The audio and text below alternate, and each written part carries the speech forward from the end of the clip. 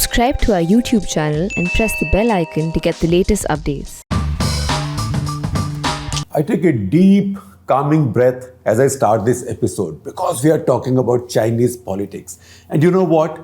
Nothing is more cluttered than the language used in Chinese politics. Chinese politics itself, particularly at this point of time, is not that complicated. It's not that cluttered because you know that Xi Jinping is going to be the ruler of China for as long as he wishes. For life, it seems right now, if he wants to. But it's the language, the rhetoric, and it's all very nuanced. And you have to read it and try and understand what this is leading to and where this is coming from. So that is the challenge, trying to understand China, which is something that I've only started doing lately. I was too sort of Pakistan focused when it came to thinking about India's strategic interests. But lately, China has become so important and I'm reading up, and also because of Cut the Clutter, I have to read up a lot more and try and understand. Now, what's happened in China is this week, the Central Committee of the Chinese Communist Party has passed a resolution. It had its plenum. This was the 6th plenum for 4 days. 6th plenum of the 19th Central Committee of the Chinese Communist Party. So they passed a resolution somehow long-windedly worded. I had warned you already that everything, all rhetoric has a lot of jargon, and everything is said in a lot of words, and you have to read not just between the lines but also between the words, also with the hazard that these have been translated from Chinese language into English, albeit by very good people. Some of what I am referring to has been translated and has been written about by Adil Brar, a young China scholar and specialist who writes not one but 2 weekly columns for us on China, because China is such a clear and present issue for India. So please follow those columns, Eye on China and China Scope, which will then become a subscriber-only product as we go along. So do keep taking those paid subscriptions. It's very important because within weeks now, we'll put a lot of that stuff behind a paywall. Now, this resolution of the CCP, Central Committee of CCP, Chinese Communist Party, it's called Resolution of the Central Committee of the Chinese Communist Party on the major achievements and historical experiences of the party's 100-year struggle. Chinese Communist Party is now heading for its 100th anniversary or centenary year next year because it was founded in 1921. So this document, this resolution is almost like a historic document. So if you read the history of Chinese Communist Party, in its history so far, only 2 sort of documents or resolution on history have been passed. One was in 1945, and I'll tell you a bit more about it as we go along, and one was in 1981. 1945 was to legitimize Mao's leadership of the entire party, to get rid of all the dissidents, all his critics, and to say that Mao is the supreme leader, right? And also looking at some historic mistakes of the past that obviously Mao's adversaries or Mao's critics in the party had made. Similarly, 1981, the again resolution on history, the second one passed under Deng Xiaoping, that looked at the errors made in Mao's times. And I will tell you more about those as we go ahead. In Mao's times, essentially the Cultural Revolution that began in 1966. So all of us have read about Cultural Revolution, about the Gang of Four, etc., etc., and how Mao's era then ended and Deng came back in from cold storage or deep freeze and became a leader who revolutionized China. In fact, the resolution to reform China's economy, go towards free markets, was taken also in a 1978 plenum of the Central Committee. So the plenum of the Central Committee is a very important thing. Now, if this is this third resolution, what does it mean? First of all, the communique that's been issued on the resolution already has given us something comparable to Mao Zedong. There is no doubt left that Xi Jinping has now been raised to the level of Mao Zedong and Deng Xiaoping, if not maybe above Deng Xiaoping and close to Mao Zedong. Because just as there was Mao Zedong thought, now there is Xi Jinping thought. So Xi Jinping thought is a convenient short speak, if I may use that word, short speak, for the typically long-winded Xi Jinping thought on socialism with Chinese characteristics for a new era, right? Mouthful, isn't it? So next year, this resolution will be put forward at the 20th National Congress of the Chinese Communist Party. That takes place once in 5 years. And that will take a call on this. And you know what that call will be, because even before this resolution was put up at the plenary, the Politburo had met on 18th of October, and they had looked at all the documentation, etc., leading up to this resolution, and they had submitted all of that to the Central Committee, saying Central Committee will now look at it or review it. I think in Chinese, if I read Adil Brar correctly, this process is called Shenyi, like a review, like a second look, but that's just a formality.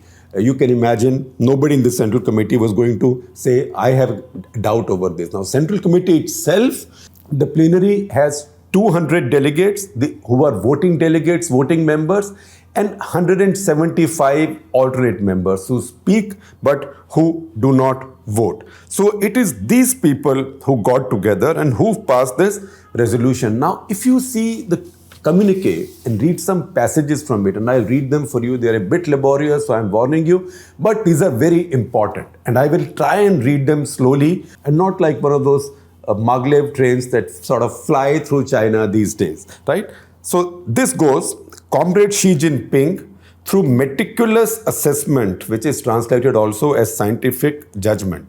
Comrade Xi Jinping, through meticulous assessment or scientific judgment and deep reflection on a number of major theoretical, Chinese Communist Party still talks about theoretical issues, theoretical and practical questions regarding the cause of the party and the country in a new era. Everything has the new era there. So, you know, it's like saying what it means is, or what it implies is, again between the lines and between the words, is that the two leaders before him who ruled for about 20 years, that is Hu Jintao and also Jiang Zemin, they were like commas on way to the final period which Xi Jinping is going to lead China to. So he's reviewed these practical questions, theoretical questions regarding the cause of the party and the country in a new era, and he has set forth a series of original new ideas, thoughts and strategies on national governance revolving around the major questions of our times.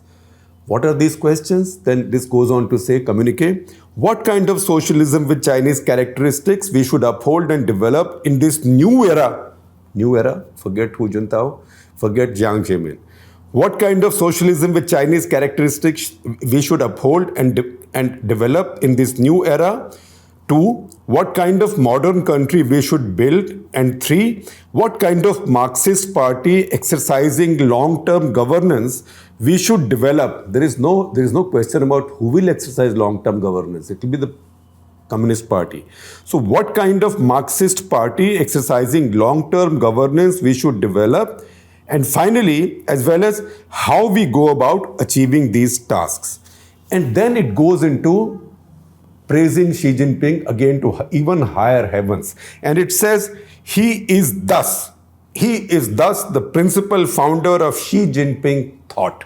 मैंने बोला था ना, एक Mao Zedong thought, एक Xi Jinping thought. He is thus the principal founder of the Xi Jinping thought on socialism with Chinese characteristics for new era.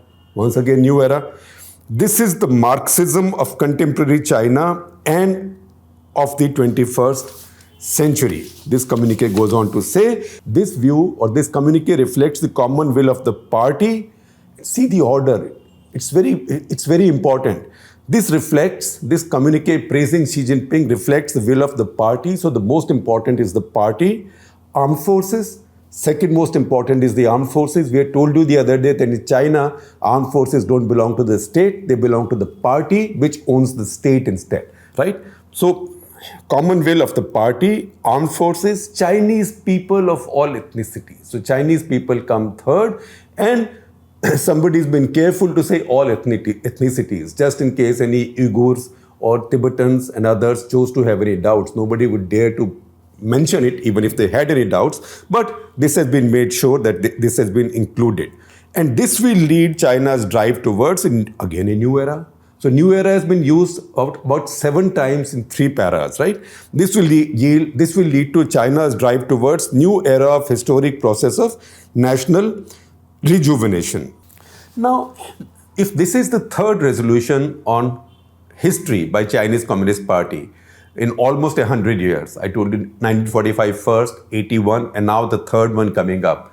What is the big difference between the earlier two and this one? The earlier two were resolutions on history looking at some errors made by the party or some people in the party. The 1945 resolution, for example, talked about some aberrations that come into the party or some historical issues and problems. This was coming just after the Second Sino-Japanese War and also after what was called the Yan'an rectification, when a lot of people were purged from the party. Mao had purged all his detractors from the party 1941 onwards. It is quite violent, quite brutal.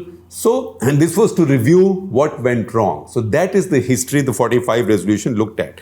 The second resolution of 1981 looked essentially also at the errors made during the Cultural Revolution. And the 1981 resolution focused on certain questions in the history of our party since the founding of the PRC. So 1949 and then 28 years of their government. 1949 to 1981, 32 years of liberation. And it said there have been left errors over the past 28 years. That is Mao's rule. So what are these left errors and who's responsible? In that resolution they said, and I'm quoting from it, quote, chief responsibility of the grave left errors of Cultural Revolution and error comprehensive in magnitude and protracted in duration does indeed lie with Comrade Mao Zedong. And then what does it go on to say? Because you also can't condemn Mao completely. So Mao was not going to be written off from Chinese history. It goes on to say, quote, but after all, it was the error of a great proletarian revolutionary. Right? तो कभी कभी गलती हो भी जाती है. What's a blunder like Cultural Revolution between friends? Now, political history is important everywhere. But it's even more important for dictatorships. Why? Because dictators use history as a way of controlling popular opinion. So they have all, through history, dictators have weaponized history. That's what Mao did, and that's what it seems Xi Jinping is doing now, because it is through rewriting of history that you promote a personality cult and you then sort of engrave it in the stone and the rocks so nobody can come and erase it, and that is what he's trying to do. So Mao, for example, in Chinese history, he is immortalized as somebody who liberated the country, who brought in the revolution, who created the new republic. Deng Xiaoping, on the other hand, is immortalized as the man who led it to its economic takeoff. I do remember a conversation once Lee Kuan Yew was on a visit to Delhi and he had a meeting, closed door meeting with a bunch of editors. Closed door in the sense it was off the record. And he said, see how the Chinese are going, because he was supposed to be very knowledgeable on China. And he said, see, Mao said, China will rise. Jiang Zemin said, nobody can stop the rise of China. Hu Jintao now said, China has risen with his fist up like this. So see what the guy coming next would say. So the guy coming next now, Xi Jinping is saying, okay, China was to rise, China has risen. All those who tried to stop China's rise, we have defeated them. Now that's done, what does China do with this rise? China has this power. So he's asserting that Chinese power, and that is the difference he's making right now. And this resolution also gives him the credit for many victories on the economy, foreign policy, pollution, COVID, everything, and including things like the deal that he has done with the Canadians and the Americans, getting Meng Wanzhou freed from there in return for the 2 Canadians that he had taken prisoner, and many other things. Now, Xi Jinping is beginning to reflect that in his messages to the world also. Just last week, we saw a video recorded message from him at the APEC forum, that is Asia Pacific Economic Cooperation Forum. And there in that video recorded message, he said Asian nations should resist forming small circles on geopolitical grounds. You know what he's referring to. It's the Quad, etc. Plus also the fact that Joe Biden and also Boris Johnson have been talking about this sort of group of democracies to counter the ideological and philosophical rise of China. They don't quite put it in that many words. I'm doing that. Then he went on to say that we have to do everything possible that the antagonism and division of Cold War era does not come back in Asia. So having said that, there is a very fascinating account in a New York Times story, and I'm reading it in many places, but I particularly mark out this story and I'll share it with you, on why it's so important for him to control the history. Because his main weapon right now is Chinese nationalism. He said, we've become a superpower. We've declared victory. We can walk all over anybody we wish to, right? How did we get here? We got here because we were so great. Our forefathers, our ideological forefathers were so great. So see what's happened in China this year. In China this year, the biggest film hit, in fact, I'd put it away to read at some point and also to watch the film with English subtitles, maybe to talk about it one of these days or get my colleagues to see it and talk about it one of these days. It's a film called Battle of Lake Changjin. Now, Battle of Lake Changjin is a famous battle which went on for a long time, Chinese and the Americans in the Korean War. Everybody suffered a lot of casualties. Ultimately, the Chinese believed that they prevailed. It's a 3-hour movie. It's been the biggest hit and the biggest grosser. Obviously, it's also been promoted by the party and its propaganda machinery. But this film has led to a new charge of nationalism, militarism all over the Chinese population. This message, this kind of jingoistic messaging is going on everywhere.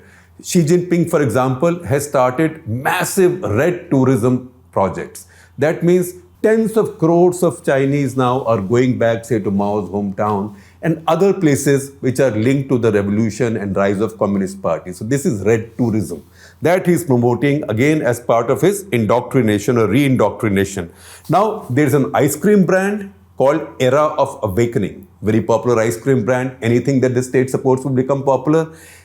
Even on the wrappers of that ice cream, these revolutionary slogans are being written. So, for example, there is a line, I am a brick of the revolution and I will be put wherever I am nailed, right? Who said this? This was said by a character in one of the patriotic Chinese teleserials, right? I don't know whether somebody in real life said this or not.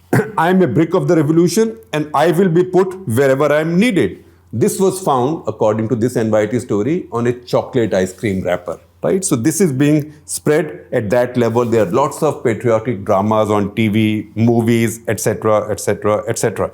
Now, history for these dictatorships, as I said earlier, is not just for political legitimacy, but it is for total control. It is a weapon for total control. That's what we mean by weaponizing of history. So Xi Jinping had already passed a law which criminalized what was called the slandering of heroes and martyrs of China.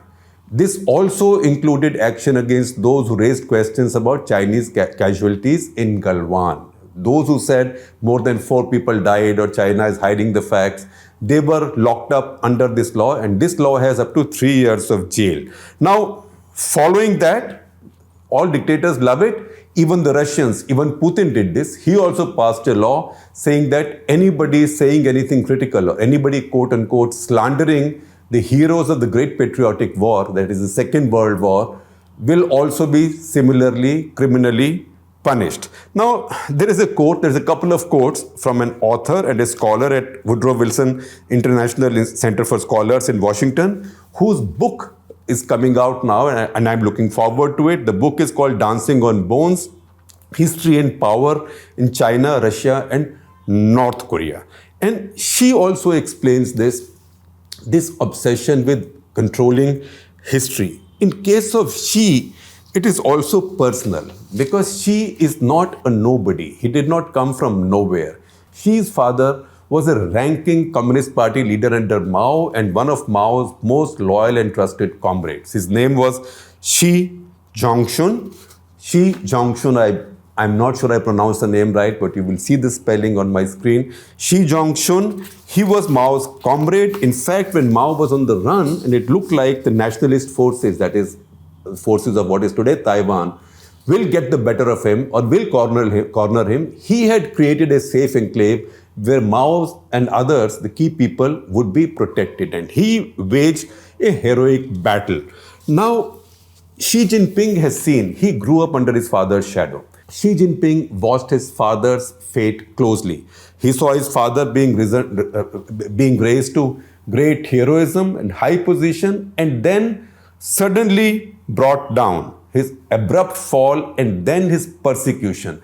Because Mao Zedong at some point, all dictators live in great insecurity, right?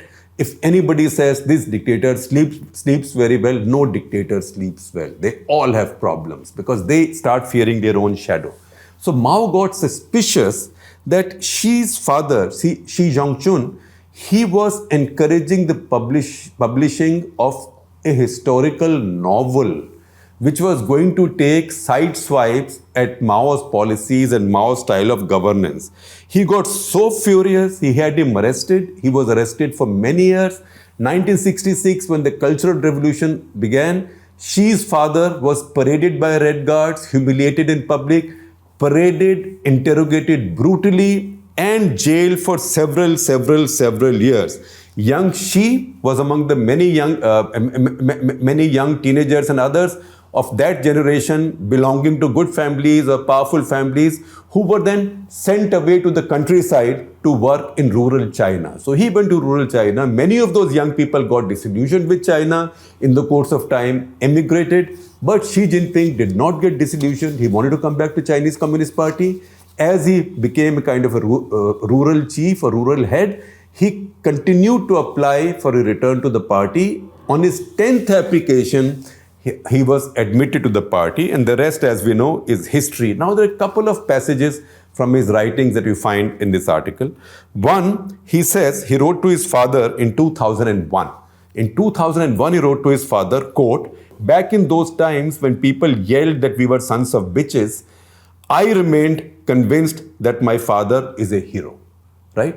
That's what he wrote. And then, according to Xi Zhongchun's official biography, it is stated, again quote, "You are a son of the peasants, a comrade in arms who loves the Chinese people and who loves the revolution." So you then see where Xi Jinping is coming from, because in all of this, there is always something personal, and that is the personal. And this is where personal lives, national histories, ideological histories, ideologies, nations, and their fates get intertwined. Now, I know one more thing that's buzzing on your minds is this Chinese village. And there is argument about whether it's in India's territory or it's not in India's territory in abutting Arunachal Pradesh. And these pictures have emerged again in Pentagon's report on Chinese military power, etc. and projections. Now, we had talked about this quite some time back, almost a year back, in our episode 664. So what I'm doing now is that a lot of the stories, at that point, it wasn't such a big story either.